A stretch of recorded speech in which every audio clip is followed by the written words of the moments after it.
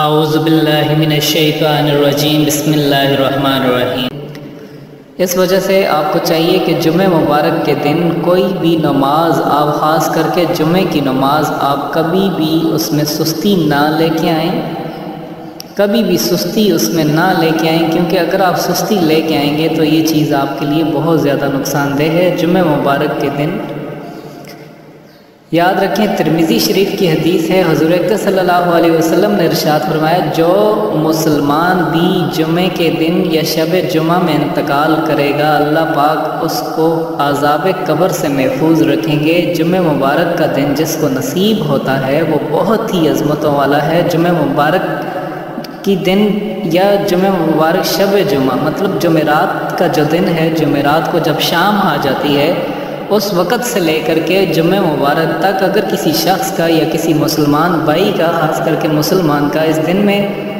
انتقال ہو جاتا ہے تو وہ عذاب قبر سے محفوظ رہے گا۔ عذاب قبر آپ خود دیکھ لیں کہ اللہ پاک ہر مسلمان کو اس چیز سے بچائے۔ آج میں آپ کو ایک ایسی چیز بتا رہا ہوں، ایک ایسا عمل بتا رہا ہوں کہ جس کو اگر آپ کریں گے تو انشاءاللہ اللہ پاک دو خطبوں کے دوران ایک دعا ہے، اگر آپ اس کو پڑھ لیں گے تو انشاءاللہ آپ کے دل کی کوئی بھی جائز حاجات اللہ پاک قبول عطا فرما دیں گے۔ آپ کے دل میں جو بھی تمنا ہے اللہ پاک آپ کی تمناؤں کو پورا فرما دیں گے۔ آج میں آپ سے وہ چیز میں آپ سے کہنا چاہ رہا ہوں، جمعہ مبارک کے دن بہت فضیلتوں والا ہے، بہت ہی زیادہ فضیلتوں والا ہے۔ جمعہ مبارک کے دن جب خطبہ شروع ہو جائے تو آپ کو یہ چاہیے کہ آپ مساجد میں جائیں، علماء کے پاس جائیں، علماء کیا کہہ رہے ہیں اس کی فضیلت آپ کے پاس جائیں۔ اکثر لوگ ہم اس وقت جاتے ہیں جب علماء کا بیان ختم ہو جاتا ہے، جب عالم اپنی بیان جب خطبہ بھی ختم ہو جاتا ہے، جب نماز کے لیے اللہ اکبر ہوتا ہے تو اس وقت ہم جاتے ہیں۔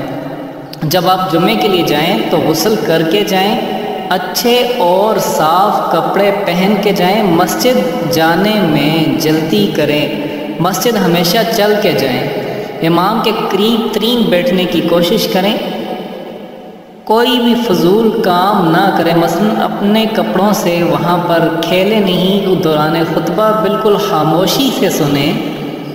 جمعہ مبارک کے دن سورہ کاف پڑھیں، اس لیے کہ عرش کے نیچے اور آسمان کے برابر بلند ترین نور ظاہر ہوگا جو قیامت کے اندھیرے میں اس کے کام آئے گا، اور اس جمعہ سے پہلے جمعہ کے تمام خطبہ انشاءاللہ اللہ پاک تمام کے تمام آپ کے گناہ کبیرہ صغیرہ معاف کر دیں گے۔ نبی اکرم صلی اللہ علیہ وسلم کا ارشاد ہے، جمعہ مبارک کے دن مجھ پہ کثرت سے درود بھیجا کرو، کیونکہ درود میرے حضور پیش کیا جاتا ہے۔ جمعہ کے دن میں تیل لگا کے یا خوشبو لگا کے آپ مساجد میں جائیں، اور جب خطبہ ہو رہا ہو، یاد رکھیں جب خطبہ ہو رہا ہو، جب امام صاحب خطبہ دو خطبے ہوتے ہیں، خطبوں کے دوران وہ خاموشی اختیار کر دیتے ہیں، جب وہ خاموش ہو جائیں تو اتنے میں ایک مختصر سی دعا ہے، میں آپ بھائیوں سے یہ دعا کہنا چاہ رہا ہوں، اور جو بھائی مساجد میں جاتے ہیں علماء کے پیچھے بیٹھے ہوتے ہیں وہ یہ دعا پڑھیں، انشاءاللہ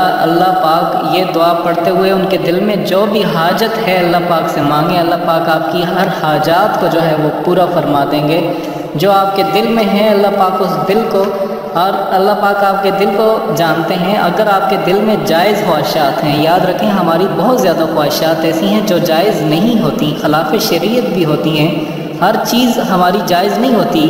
ایسا نہیں کہ ہمارے دل میں خواہش ہے کہ ہم فلاں چیز کریں یا فلاں چیز حل ہو جائے یا فلاں چیز ہو جائے، فلاں چیز ہو جائے، ہم اپنی خواہشات پر بھی غور کریں کہ ہماری خواہشات وہ شرعی ہیں یا نہیں۔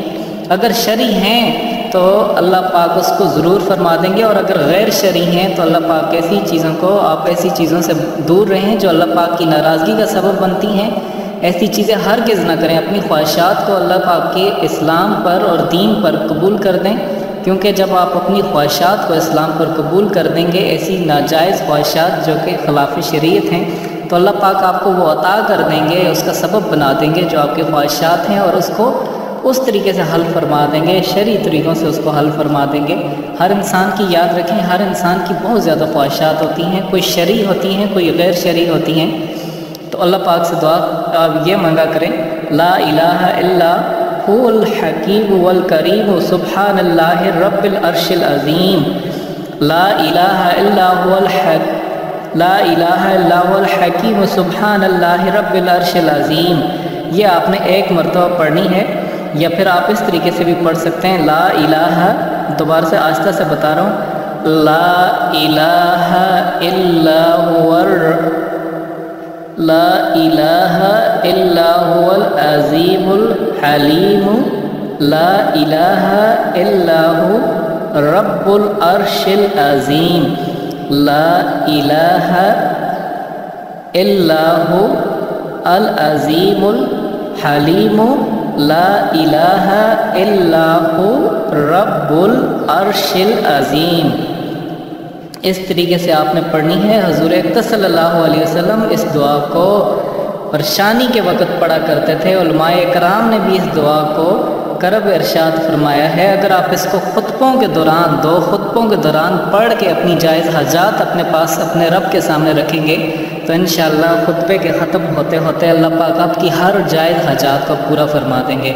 आखिर में दोबारा से मैं ये दुआ पढ़ देता हूँ, ला इलाहा इल्ला हुवल अज़ीमुल हलीम, ला इलाहा इल्ला हुवल रब्बुल अर्शिल अज़ीम। ये पढ़ लें। अगर दुआ आपको पढ़ने में मुश्किल हो रही है तो अल्लाह पाक के ये 3 नाम हैं, या गनी हो, या फातिह हो, या राज़िक हो।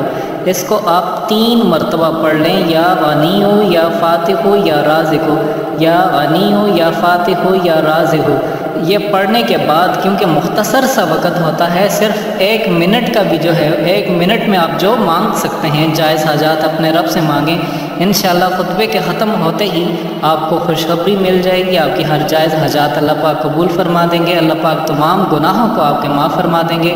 और बाकी जुम्मा मुबारक की बहुत ज़्यादा फजीलत है, जल्दी से जाएँ और जब खुतबा हो रहा हो तो ये चीज़ आप लाजमी पढ़ें। आखिर में तमाम बहनों से गुजारिश है, भाइयों से गुजारिश है कि आज के दिन इस वीडियो को इतना ज़्यादा फैला दें कि हर मुसलमान इसको देख करके ये अपनी जायज़ हाजात अपने रब के सामने पेश कर सकें। और आखिर में आपसे रिक्वेस्ट करना चाह रहा हूँ कि इस वीडियो को सदक़े जारिया समझ के शेयर कीजिएगा, और इस तरह की मज़ीद अच्छी वीडियो के लिए हमारा चैनल इस्लामिक टीचर ज़रूर सब्सक्राइब कीजिएगा। शुक्रिया।